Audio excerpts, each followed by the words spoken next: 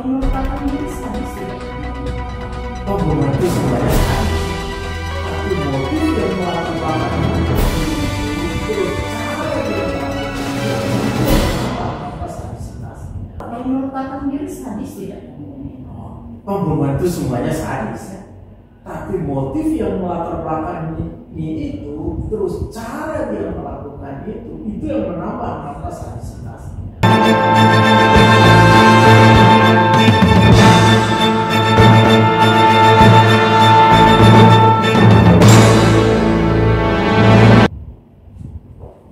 Selamat siang Tribuners. Tribuners, kebenaran lebih penting daripada kenyataan. Kebenaran tidak butuh pembenaran dari manusia manapun. Dia berdiri sendiri dengan gagah dan tidak bisa disembunyikan. Karenanya meski ditutupi, ada saatnya kebenaran akan terlihat kembali. Keadilan dan kebenaran dalam kasus kematian Astrid dan Lyle akan terwujud jika ada bukti, yaitu alat bukti dan barang bukti yang akurat, sehingga motif, modus, dan tersangka pelaku kasus ini bisa benar-benar terungkap. Bukti apa saja yang harus ada dalam sebuah kasus pembunuhan sehingga kasus itu bisa diproses hukum? Hari ini 13 Desember 2021, Ngobrol Asik Pos Kupang Tribun Network bersama saya November Novel, kita akan membahas tentang kasus pembunuhan ibu dan anak Astrid dan Lyle. Dan hari ini kita akan mengangkat tema mengejar bukti dan alat bukti. Dan sudah hadir bersama saya di studio Ngobrol Asik Pos Kupang dosen hukum Undana Dr. Simplesius Asa, sarjana hukum, master hukum. Pak Dr. Simple ini adalah juga selaku kepala pusat studi HAM, Haki, Kependudukan, Gender dan Anak atau H2KGA, dan juga kepala LP2M Undana ya. Pada LP2M Undana, dan beliau sudah berada di dunia lawyer selama 35 tahun dan sebagai dosen sudah 25 tahun. Selamat sore, Kasih. Selamat sore Novel, selamat sore Tribuners. Ya, mungkin mau mengatakan permulaan apa nih kepada Tribuners? Ya, pertama-tama sekali atas nama pribadi dan atas nama keluarga, saya menyampaikan duka cita yang mendalam atas meninggalnya Astrid dan Lyle. Semua kita akan mati, tetapi kematian Astrid dan Lyle meninggalkan duka yang mendalam karena mereka adalah ibu dan anak yang sedang berjuang menjalani hidup untuk meraih masa depan. Rasa-rasanya kematian mereka dipaksakan oleh kekuatan manusia. Itulah mengapa kita perlu bersimpati dan menyampaikan duka yang dalam kepada Astrid dan Lyle. Tapi lebih daripada itu, kita menyesalkan hal seperti ini bisa terjadi. Itu yang penting. Terima kasih kehadirannya di studio Ngobrol Asik, Kak Simple, dan kami juga atas nama manajemen Pos Kupang juga kembali menyampaikan duka mendalam kepada keluarga Astrid dan Lyle. Kak Simple, kita melihat kasus ini menarik ya, berdasarkan keterangan bahwa kematian Astrid itu terjadi sekitar akhir Agustus, kemudian jenazahnya itu ditemukan sekitar bulan November, dan yang menarik bahwa Desember awal kemudian ada seorang pria yang mengaku sebagai tersangka yang bertanggung jawab atas kematian itu, yaitu RB. Kasih dan melihat pengakuan dari tersangka ini, sebenarnya kalau menurut hukum acara pidana itu bagaimana sih dalam penentuan tersangka itu? Apakah dengan serta-merta ketika dia mengaku sebagai tersangka kemudian langsung bisa dijadikan tersangka? Oke, baik. KUHP kita sebenarnya sudah meninggalkan istilah pengakuan dan hanya menyebut sebagai keterangan. Mengapa KUHP hanya mengkualifikasi itu sebagai keterangan? Itu adanya di ketentuan KUHP itu sendiri di pasal 189 ayat 2 bahwa keterangan tersangka itu hanya berlaku bagi dirinya sendiri.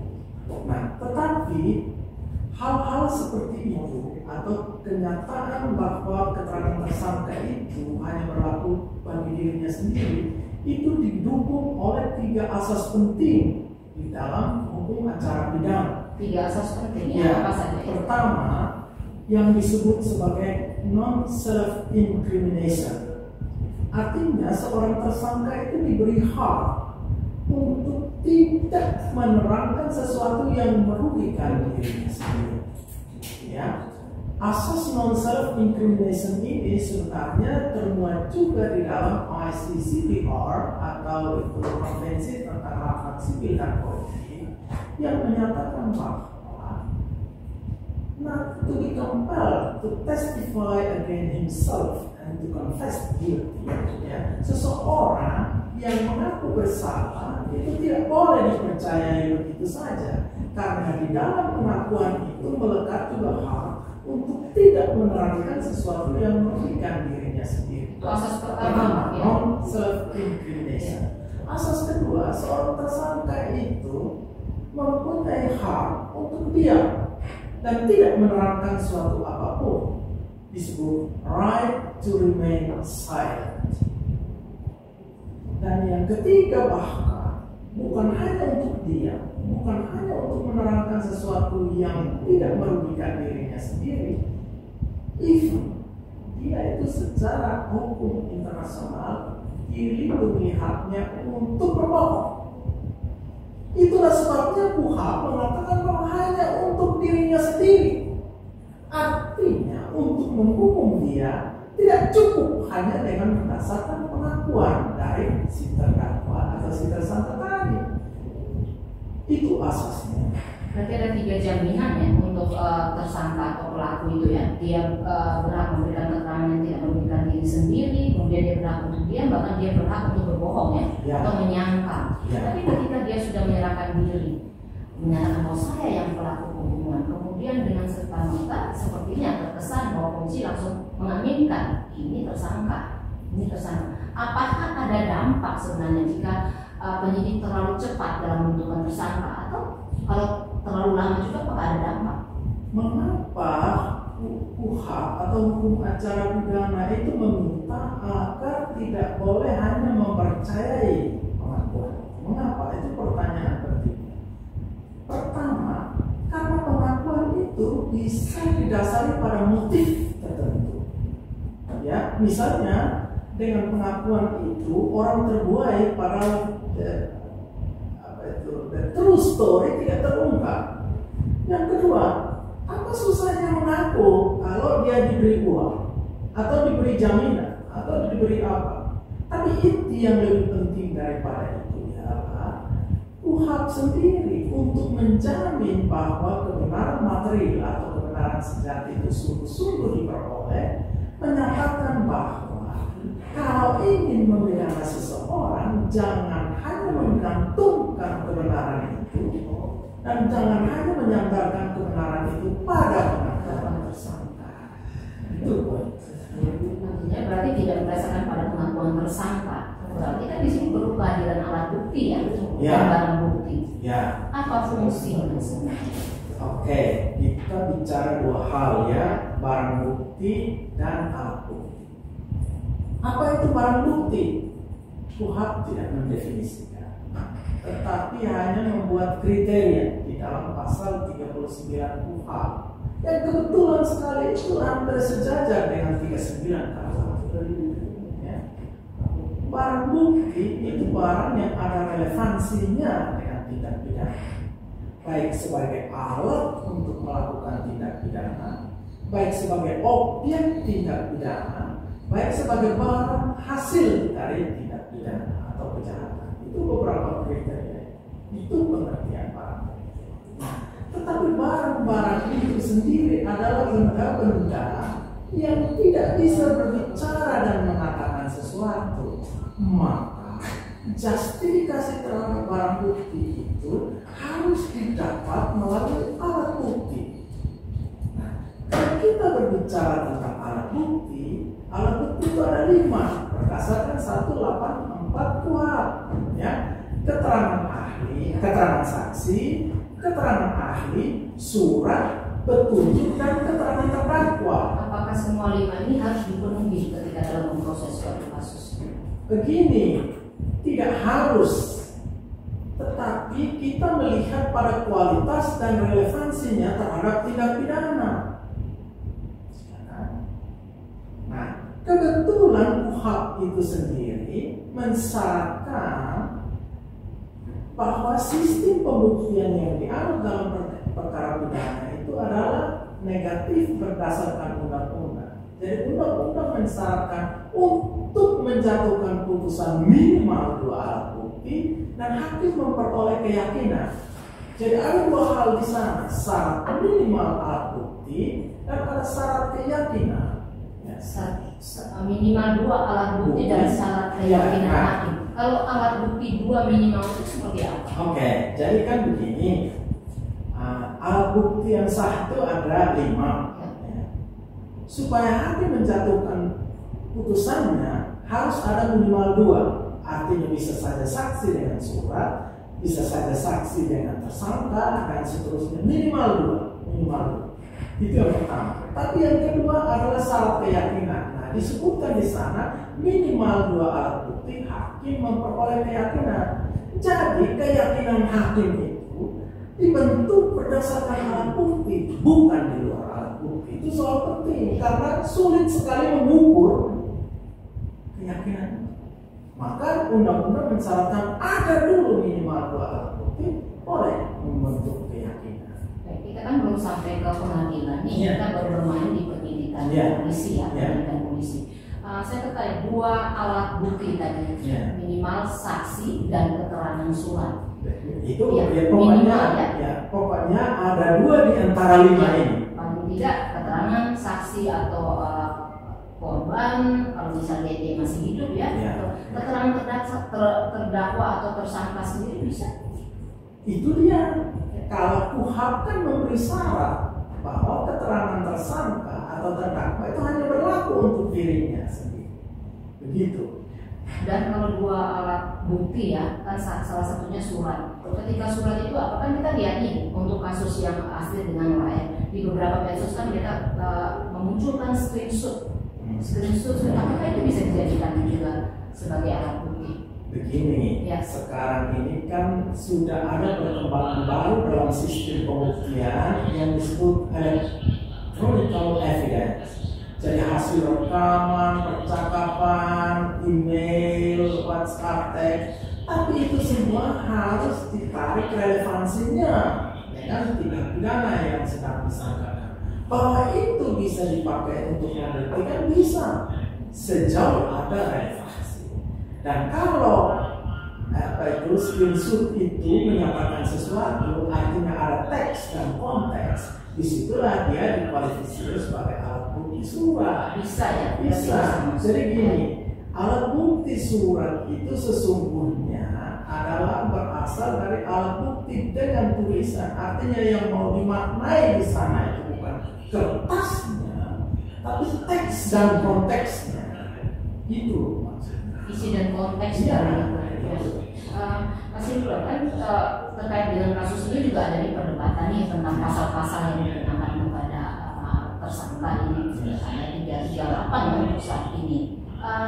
Kan banyak dari tribuners di rumah juga kita ngobrol sedikit ya tentang pasal 338, kan ada pasal pembunuhan biasa, ada yang bilang katanya kenapa tidak 340 yang berencana. Bisa mungkin dijelaskan kepada tribuners. Tapi sebelum itu Mas Indra, mungkin tribuners kita di rumah bisa terlibat dalam acara ini, bisa mengajukan pertanyaan atau mengomentari ngobrol asik ini. Silakan Mas Indra. Oke, ini kita bicara tentang pembunuhan, ya. Pembunuhan menurut KUHP kita itu ada 2, pembunuhan biasa dan pembunuhan berencana. Ya, ada doodslag, ada moord. Ya, itu menurut KUHP kita yang basicnya Belanda. Kalau di literatur Inggris, berbahasa Inggris dalam sistem Anglo-Saxon, pembunuhan itu disebut homicide. Dan di dalam homicide itu ada 2 klasifikasi, ada yang disebut murder, ya, itu pembunuhan berencana, bahasa Belandanya moord. Dan yang satu lagi manslaughter, ya, pembunuhan. Nah, disebut sebagai pembunuhan biasa itu untuk menggambarkan perbuatan yang spontan, yang tidak direncanakan terlebih dahulu, untuk mana perlu dibedakan dengan pembunuhan berencana. yaitu satu pembunuhan yang direncanakan terlebih dahulu. Nah, apa itu perencanaan? Itulah diskusinya. Itulah diskusi penting. Tapi apakah sekarang polisi masih tengah menyidik nih? Ya. Kalau kita melihat sendiri, kita tidak masuk kasusnya ya. Ya. Tapi mungkin bisa dijelaskan yang dimaksud dengan pembunuhan berencana itu seperti apa? Oke, jadi begini. Kalau per KUHP kita yang dimaksudkan dengan berencana itu sebenarnya adalah waktu yang cukup bagi terdakwa atau tersangka untuk memikirkan apakah membatalkan niat jahatnya atau meneruskan niat jahatnya. Karena pembunuhan mau biasa mau berencana itu masuk pada delik kesengajaan, entah sengaja sebagai maksud, entah sengaja sebagai kepastian, atau sengaja sebagai kemungkinan. Tapi bahwa ia sengaja menginginkan nyawa korban, itu pembunuhan. Nah, kalau berencana, seorang pembunuh yang merencanakan perbuatannya itu akan menghitung secara baik agar perbuatannya itu tidak terhalang. Menghitung secara baik, dan tadi Kak Sinta juga bilang waktu yang cukup bagi tersangka untuk memutuskan. Ini maksudnya bagaimana? Begini, sebentar dulu kita bicara sekarang aspek kesengajaannya dulu, bahwa dia memang sungguh-sungguh menginginkan nyawa korban. Orang yang membunuh dengan sengaja, artinya sungguh-sungguh menginginkan nyawa korban, itu akan mengerahkan sumber daya untuk mewujudkan niat-niatnya itu. Mengerahkan sumber daya Apapun itu, artinya dia harus menghitung baik-baik agar tidak gagal. Agar tidak gagal. Nah, itu masuk dalam pengertian. Nah, undang-undang mensyaratkan bahwa selama cukup waktu untuk ia tetap pada pendiriannya, itu sudah sengaja. Itu sudah sengaja dan itu sudah berencana. Dan dalam waktu itu sebenarnya dia bisa berpikir, saya mau membunuh. Jadi bunuh atau tidak? Jadi ambil nyawa orang ini atau tidak? Mengerahkan sumber daya. Tadi itu menarik. Mengerahkan sumber daya berarti apa itu? Ya, dia mempersiapkan alatnya, melihat timing yang tepat, melihat kelenahan korban, melihat agar perbuatannya itu lepas dari penglihatan orang lain. Itu semua pengerahan sumber daya. Tentu case per case itu berbeda. Tetapi bahwa kalau orang itu sengaja, harus ada pengerahan sumber daya itu sekecil apapun. Pengerahan sumber daya ini sebelum dia membunuh atau setelah dia membunuh, bisa dijelaskan? Harusnya sebelum. Karena kan dia sejak awal mempunyai niat untuk mengambil nyawa korban. Itulah bedanya kalau menganiaya dan membunuh. Kalau menganiaya, keinginan tertinggi pelaku adalah menyebabkan penderitaan fisik. Hanya penderitaan fisik. Ini sesuai dengan pasal apa kalau menganiaya? 351 bahwa mungkin saja penganiayaan itu bisa berekses matinya korban, tapi sejak awal dia tidak menginginkan. Niatnya hanya aniaya. Dia hanya melihat itu korban itu menderita. Sedangkan pada pembunuhan haruslah di situ terbukti bahwa dia menginginkan matinya korban. Untuk pembunuhan yang 338. Baik 338 maupun 340. Kalau 340 ada yang spesifik. Ya, tetapi 340 dengan direncanakan terlebih dahulu. Itu heavy-nya di sana. Itu heavy-nya di sana. Nah, untuk sementara itu dulu kita pegang. Ya. Jadi kalau saya tidak bicara kasus, tapi pengalaman saya menjadi lawyer 35 tahun lamanya itu menunjukkan bahwa ini kasus pembunuhan ini kan delik yang bertingkat atau gradasinya itu kan begitu. Maka ekspektasi orang atau ekspektasi penyidik itu sebenarnya pertama dia kasih yang paling tinggi, haruslah 340. Tapi mungkin sampai sejauh ini penyidik belum menemukan unsur 340 itu sehingga mereka bertahan bahwa kita 338 dulu. Ini kita bicara teknis penyidikan dan teknis penuntutan. apapun itu, ekspektasi tertinggi kita harus 340. Kan dia berpikir di sana. Nanti kalau tidak bisa terbukti subsidinya 338, menghilangkan begitu saja kemungkinan bahwa ini 340 itu berada di luar nalar pengungkapan kasus. Itu maksudnya. Karena tadi ini deliknya bertingkat, dia tingkat tertingginya itu ada anak juga di situ. Jadi kita bicara soal dua orang korban, antara melakukan yang satu pada korban yang pertama dan pada korban yang kedua, itu ada juga jeda waktu di sana. Tapi sudahlah, kita jangan sampai itu yang kita persoalkan, karena di situ jeda waktu itu ada. Jeda waktu untuk dia memutuskan. Apakah harus dua-duanya atau salah satu? Ya, apakah ini bisa dibuktikan oleh penyidik? Oh, bagaimana membunuh dua orang dalam 1 detik? Ya kan? Logika orang berpikir saja itu ada jeda waktu di sana. Berarti apakah ini kita sudah bisa simpulkan bahwa sebenarnya sudah ada indikasi pembunuhan berencana karena ada jeda waktu itu? Tidak mungkin dia membunuh. Begini. Ya. Semua data dan fakta itu masih dikumpulkan. Tetapi logika orang yang berpikir tentang hukum dan yang mengalami atau mendalami kasus-kasus seperti ini, kalau melihat definisinya hukum itu per 340, di situ unsur perencanaan meminta waktu. Lalu orang bertanya berapa lama? Itu tergantung karena pada tiap-tiap subjek pelaku bisa saja dia butuh waktu yang pendek, bisa saja butuh waktu yang panjang. Tapi intinya adalah apakah waktu itu bisa dipakai untuk mempertimbangkan apakah menghentikan yang satu dan meneruskannya. Itulah yang dimaksud di sana. Terima kasih. Untuk kasus pembunuhan Asdip dan Wael ini kan juga ada beberapa alat yang digunakan ya, tadi barang bukti ya. Ada kita lihat bahwa ada linggis ya, ada besi gali, kemudian ada kendaraan yang digunakan, kemudian juga ada upaya dari pelaku yang juga bisa mengingatkan membersihkan kendaraannya, apakah ini juga bisa kita kategorikan dalam perencanaan setelah pembunuhan kemudian dia mau menghilangkan hal ini? Begini, kalau tadi saya katakan sebagai pengerahan sumber daya itu, maksudnya adalah pertama dia menghitung agar tindakan yang dilakukan itu efektif dan efisien, mencapai tujuan. Itu hal yang mencapai tujuan adalah mengambil nyawa korban. Yang kedua, kalau nanti sudah selesai, jejaknya tidak diketahui.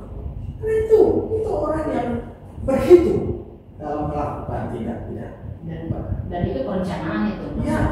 Tapi sekarang kita juga perlu lihat apakah niat untuk menghilangkan jejak itu baru terjadi setelah dia kaget dua-duanya korban atau sebelum. Tapi ada bedanya. Oh, kan begini. Kadang-kadang kan orang itu mulanya spontan. Tetapi setelah dia lihat ada korban, bingung dia. Lalu dia berpikir tentang bagaimana menghilangkan identitas supaya tidak terlacak. Bisa saja. Tetapi untuk saya apapun itu, pengerahan sumber daya yang baik adalah dengan cara menghitung agar tindakan yang diambil itu efektif, efisien, mencapai tujuan, dan setelah itu jejaknya tidak diketahui. Dan untuk saya, dari Agustus sampai dengan ditemukannya mayat di November, itu waktu yang sebenarnya membuat dia bisa bilang berhasil.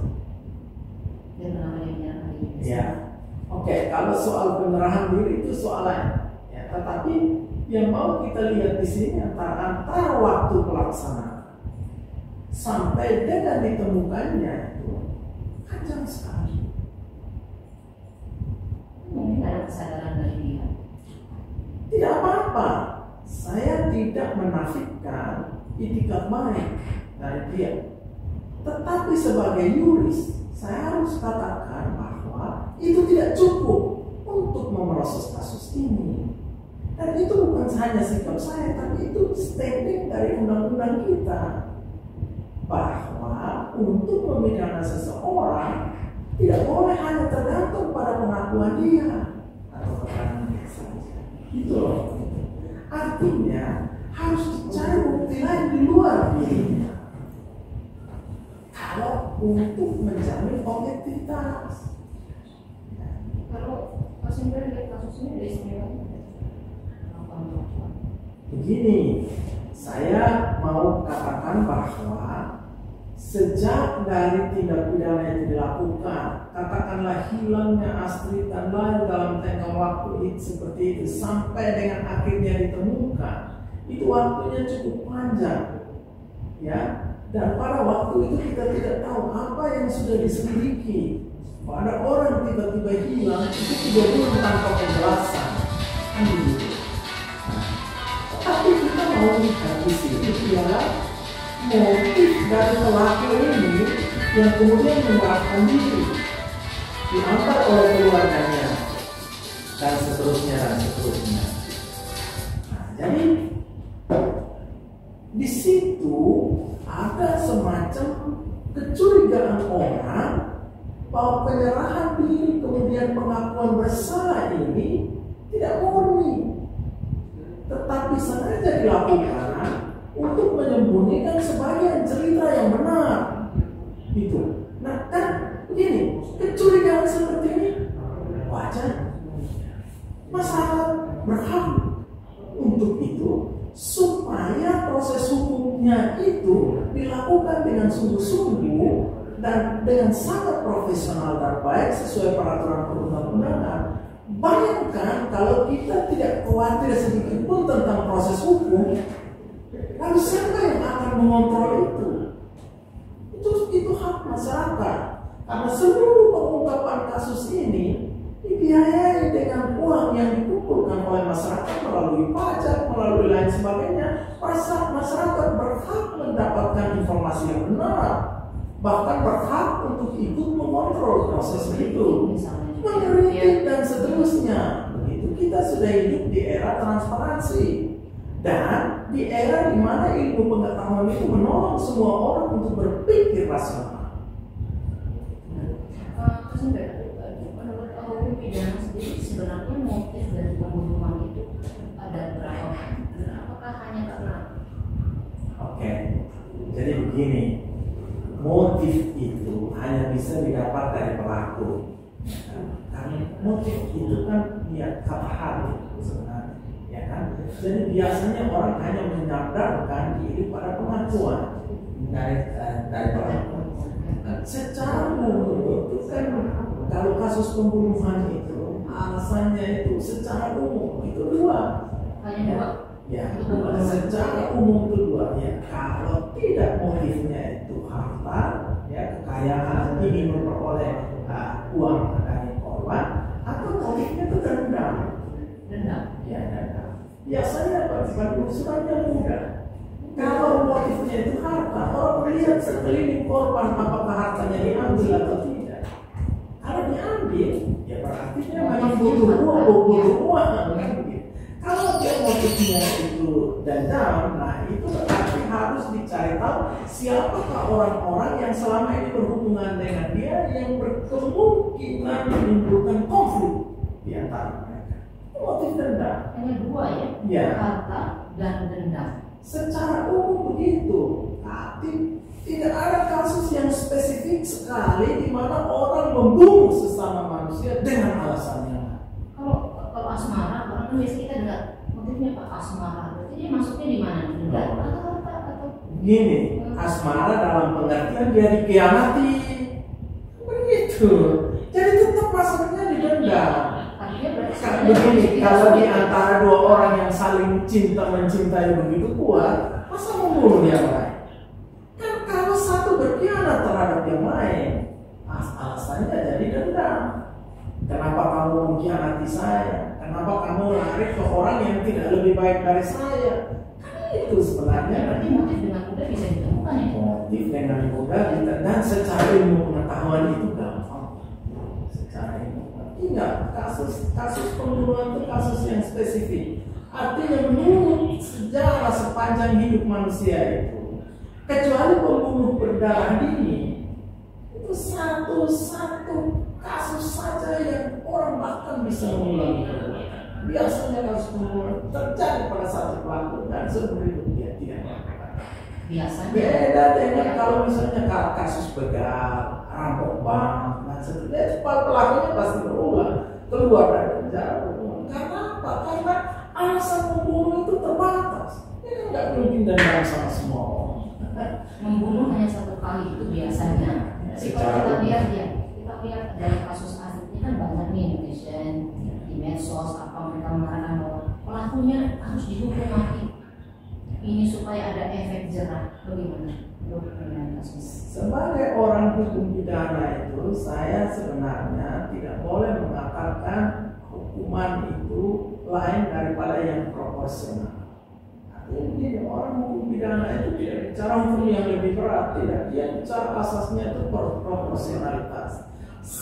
Sesadis apa perbuatan itu, seberat itu pula hukumannya. Itu proporsional, bukan soal hukum berat atau ringan. Karena ketika kita berbicara hukuman itu lebih berat dari perbuatannya, di situ hukum bertindak secara tidak adil. Jadi tidak adil. Ya, begitu. Tapi ini kan juga tergantung dari apa yang dilakukan oleh penyidik. Begini, makanya harus terungkap di sana seberapa sadis perbuatan itu sehingga menjadi pertimbangan dalam menjatuhkan hukum yang proporsional. Menurut Bapak sendiri sadis tidak? Pembunuhan itu semuanya sadis, ya.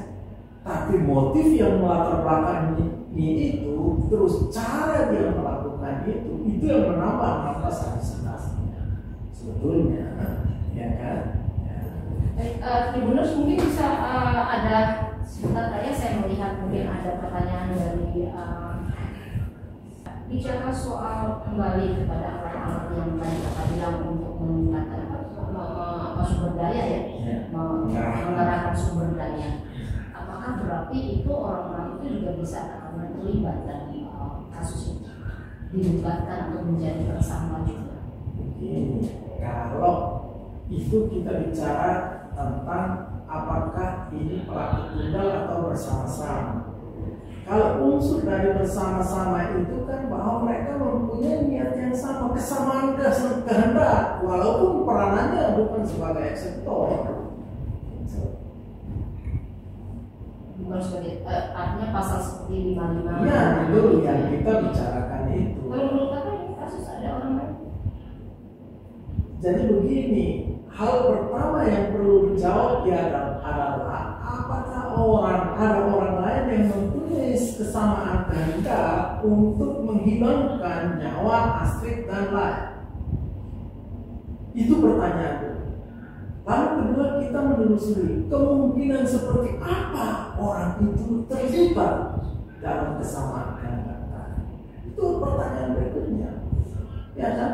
Karena manusia itu adalah orang yang sebenarnya itu disebut scientific calculus, orang yang pandai berhitung tentang kemungkinan yang bisa dia terima dari soal itu kan. Jadi kalau dia terlibat membentuk kehendak untuk menghilangkan nyawa orang ini, kira-kira dia itu orang seperti apa? Tapi ada spekulasi nih, kalau dia menyerahkan diri itu banyak spekulasi yang ada di muncul di masyarakat ya. Memang dia menyerahkan diri, dia pelaku tunggal, atau ada spekulasi lain bahwa dia sementara membunuh diri, mungkin karena dia juga terancam atau dia pasang badan untuk orang lain. Kakak selama 35 tahun ini lawyer, bisa ada pengalaman? Ada spekulasi. Begini, spekulasi itu wajar saja. Dan itu masing-masing punya rasio untuk mempertahankan spekulasi itu. Memakai? Iya, nanti kita pakai. Iya.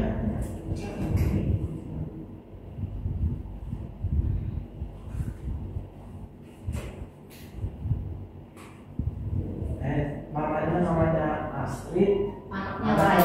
Iya, anaknya Lai. Itu udah lahir kan? Lahir. Tidak tahu Pak. Saya Lai. Oke. Ya. Sama sedikit supaya bisa mengingat harus.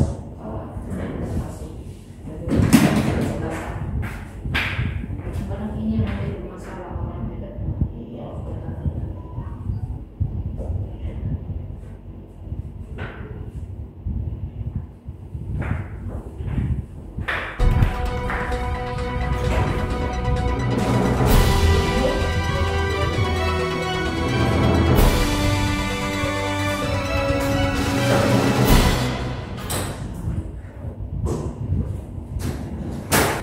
dengar? Kakak Yoko? Suara sudah dengar? Sudah, saya sudah dengar. Kakak dengar suara? Saya dengar. Nanti kalau ngomong usahakan jalan dengan baik sampai jengkal supaya tidak begitu. Oke. Jengkal, jangan terlalu jauh. Ya. Yang terlalu dekat Ya, ya. kalau misalkan itu terlalu jauh, saya akan kasih Oh, indikasi kode di atau situ. untuk dekat ya. Tapi jangan terlalu menolak ke saya. Langsung isi jengkal.